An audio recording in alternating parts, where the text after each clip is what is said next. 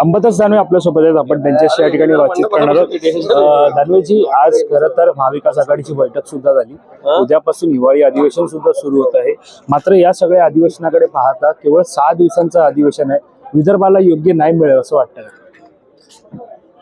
या सरकारचे मुख्यमंत्री खरं तर विदर्भातले, परंतु यांनाच वाटतं की नाही वाटतं मला माहिती नाही की विदर्भाला न्याय मिळावा असं वाटलं असतं त्यांनी किमान 15 दिवस किमान 3 आठवड्याचं अधिवेशन इथं ठेवलं असतं.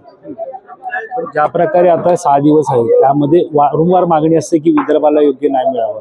मात्र या 6 दिवसांमध्ये विरोधक नेमकी कशी भूमिका मांडणार आहे? आम्ही सभागृहात दाखवू आमचं कामकाजाच्या माध्यमातून बिलकुल विदर्भाला न्याय मिळावा अशा प्रकारचा आवाज आम्ही उठवू.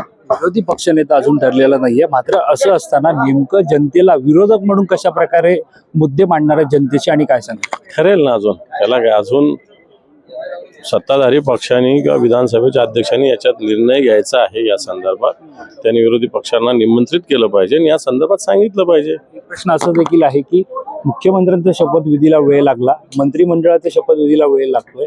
नेमकं काय कसं पाहताय? अंतर्गत धुसफूस, पुन्हा कोणाला काय पाहिजे, वाटाघाटी, आपल्याला जास्तीत जास्त वाटा मिळावा असं. अनेक बड्या आमदारांना डच्चू देण्यात आलेला, काय सांगणार? तो त्यांचा प्रश्न आहे अंतर्गत.